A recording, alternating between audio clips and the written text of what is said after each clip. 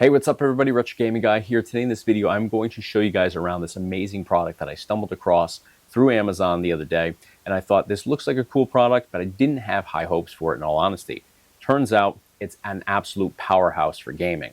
So this is the MeLE PCG02 fanless mini PC stick that can be used plugged directly into your TV, your monitor, or you can actually use this with an arcade one-up to fully modify it, or with even an old school arcade cabinet that you want to fully gut and bring up to speed with modern day technology. So let's dive into this. I'm going to unbox it with you guys. We're going to test it out together, and then we'll talk about what the experience was like here. Let's dive into it. All right, guys, here we have the MeLE PCG02 fanless mini PC stick. So we're going to open this up here. So right on top, we have our manual here. And there is the PC stick itself. So take that out first. Let's see what connection cables we have within here.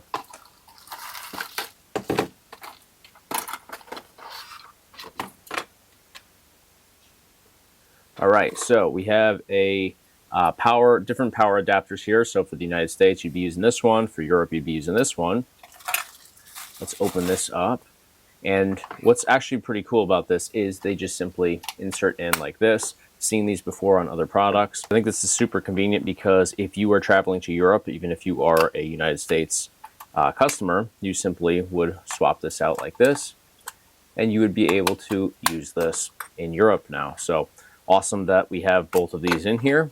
So I'm here in the United States, so we're going to use this one. Set this one aside. Inside here, looks like we have an HDMI cable. Make sure that it's full HDMI. So full HDMI here, and then we would just go ahead and connect another HDMI down here. So this is basically an adapter. So we're going to open this up.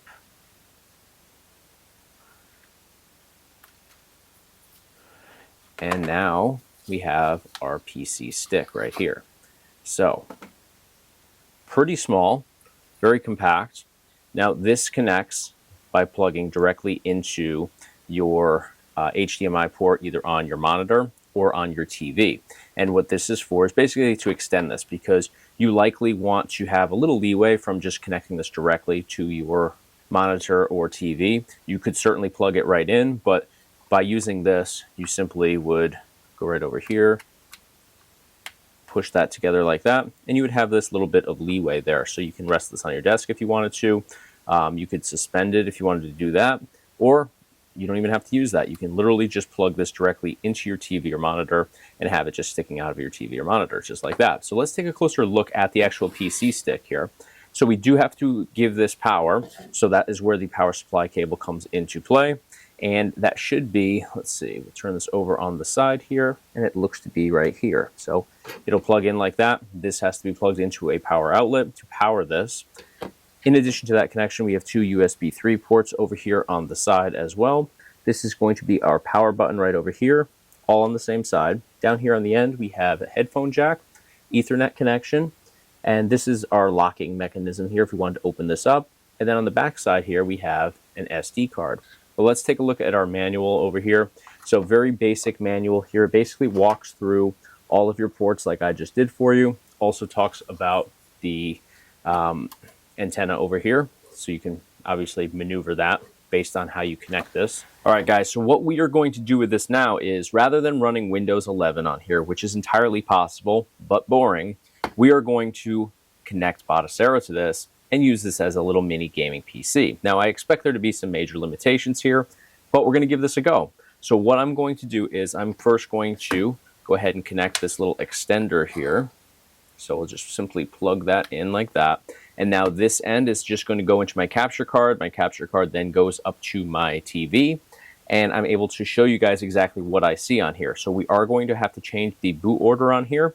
So for starters, what I'm going to connect over is right here, I have my 4 terabyte SSD.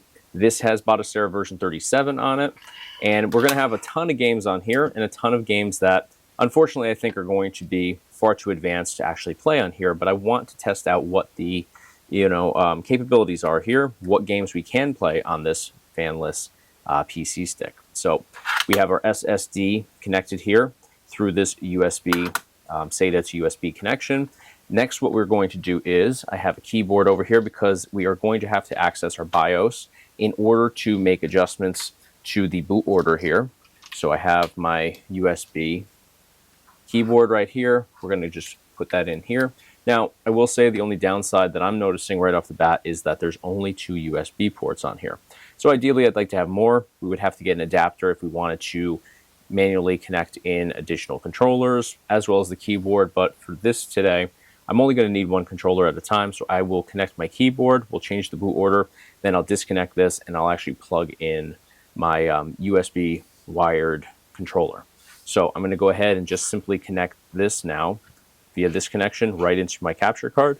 All right, so I just moved over my setup here. I'm going to connect our power cable to actually power our mini PC stick. And now you'll notice that there's a red light right here. We're just going to hit our power button. It's going to turn to blue. And now on our keyboard, we hit escape multiple times. That's going to open up our BIOS. So now we're in our setup utility. So we're going to go over with our arrow key. So we're going to just navigate over to the right to where it says boot at the top. Now we're going to go down and you can see option number 1 here. It says Windows Boot Manager. And option number 2, for me anyways, and it may differ for you guys depending on what you're connecting, how you're connecting it. But for me, the second option here is our UEFI OS, which is our Batocera drive, which is connected via USB connection. We're just going to highlight that UEFI OS, which in parentheses says Sabrent.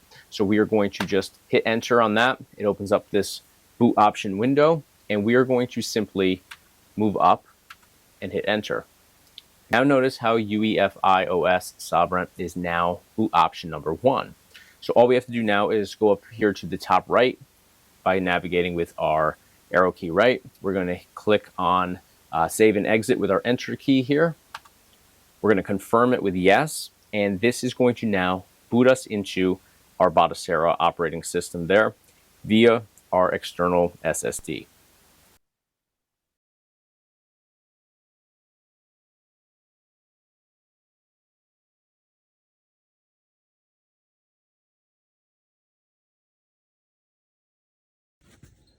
All right, so we're going to jump into a bunch of different gameplay demos and check out the performance.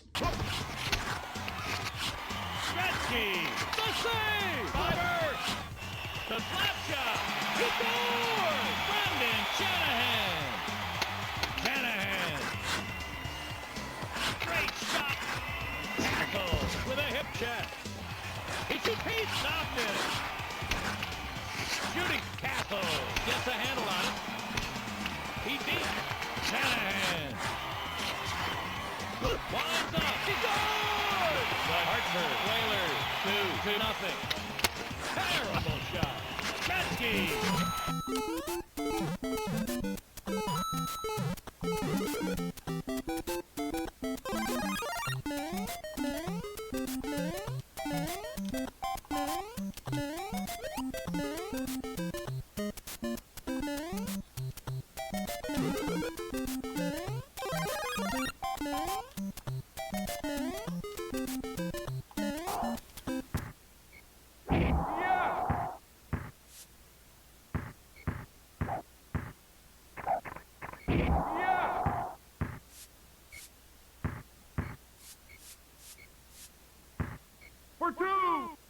Hello.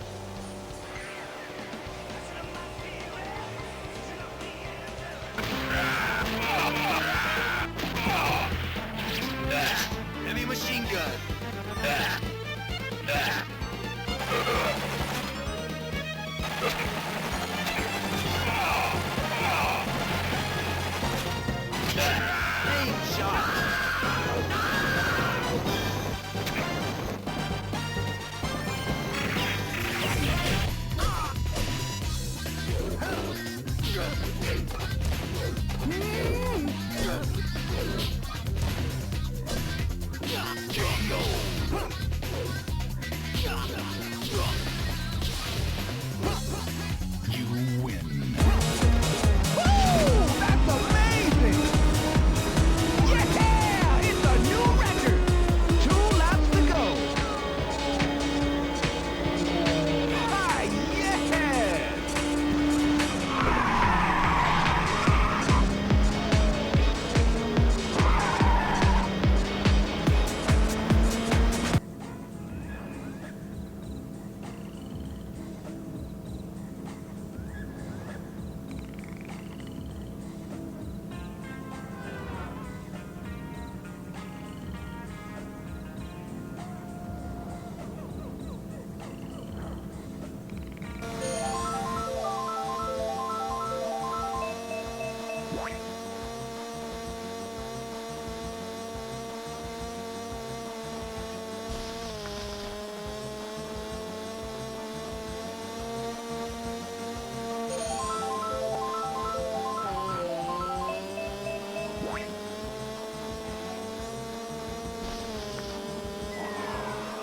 Billy pushes in third. 15 left.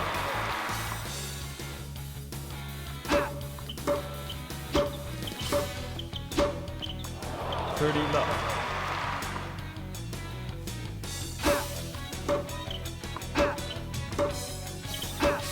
40 left.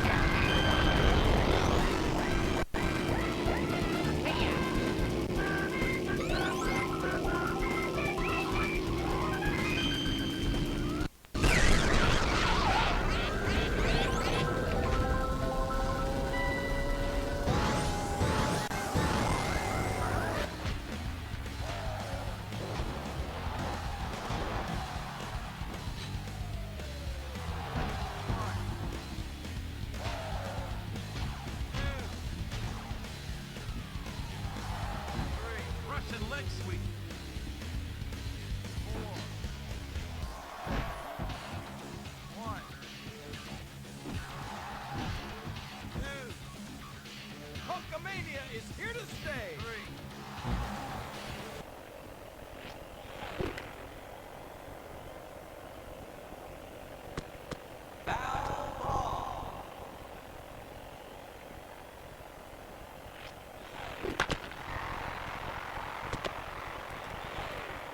You're out.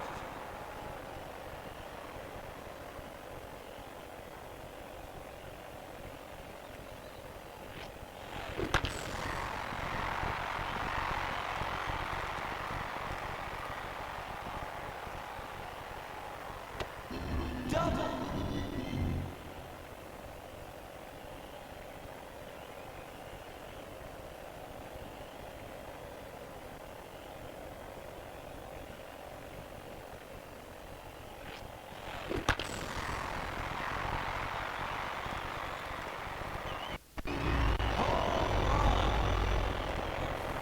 All right, guys, I said this in the beginning of the video. I'm going to say it again. I did not have high expectations for this product when it came down to gaming. However, I was completely wrong. We had an exceptional experience for the majority of our titles and game collections.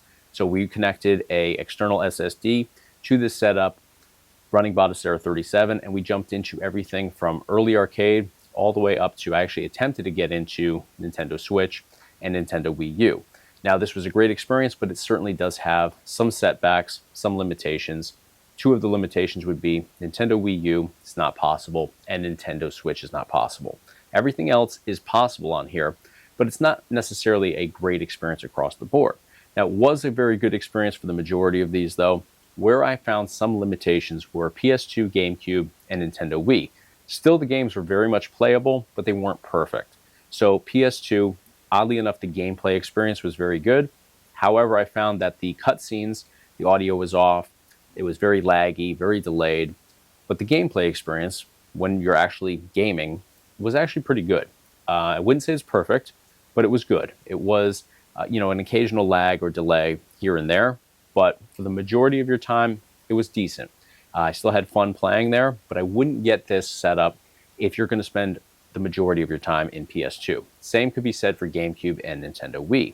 I played Mario Kart Double Dash, which is one of my favorite GameCube games, and it was a good experience, but it wasn't perfect. There were still some little lags. The audio kind of fluctuated here and there, but the majority of the gameplay experience was good. Same with Nintendo Wii. Noticed when pitches were coming to me in Wii Sports that the pitches were very slow, so I kept fouling the ball because I was swinging at the speed that I would be used to for those pitches. And once I slowed everything down, I started hitting home runs. And that's because the game is just a little bit slower than it should be. Still playable, still a decent experience, but it's not perfect by any means. Everything prior to this, with the exception of Sega Saturn, though, was perfect. Sega Saturn was also a little bit slow. I'm very used to Die Hard Arcade. It's one of my favorite arcade games. Always liked it on Sega Saturn as well. And when I'm testing out Sega Saturn, I usually will dive into that title because I'm so used to it. And it was just a little bit slower than it should be. Still playable, but not 100% where it should be. And mind you, all of these games that I tested out today were with stock settings. I didn't go in and alter anything within the emulators. You likely could improve the performance if you did that, but I want to be fair and test everything out stock.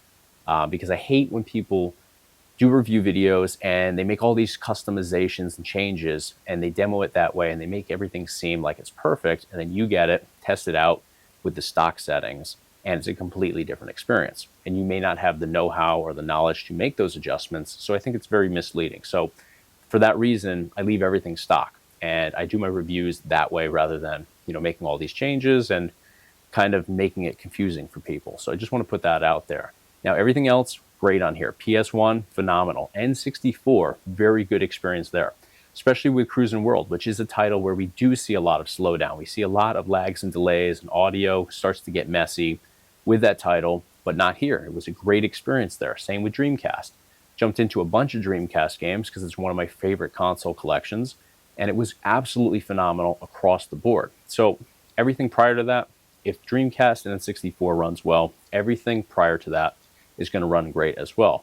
PSP was another one that surprised me. Great experience on PSP titles here. So in the end, this actually far exceeds the capabilities of that of a Raspberry Pi 4 computer board, which is ironically, or at least has been in the past, the go-to for arcade 1-up mods. A lot of people use those, including myself, to modify arcade 1-up cabinets and basically unlock tons of gaming capabilities on those cabinets. This is about the same price as a Raspberry Pi 4 these days and has much better performance all around and will get you into more collections on here. So this would be a great setup because it's so compact, because it has the ability to give you USB connections and to easily mount within an arcade cabinet. And with that little adapter cable, you can get around weird sort of corners and stuff like that because we do have spatial limitations within arcade cabinets. So I think this would be a great addition to arcade cabinet mods, whether you're modifying an arcade 1-up or an old school arcade cabinet that you're just gutting and just bringing up to speed with the times. This would be a great option for you. So if you want some additional information, I'll put a link up here at the top of your screen as well as in the description of this video. But definitely get some info on this. It's a very surprisingly good product, especially if it lines up with the collections that you want access to in your PC setup. So click the links.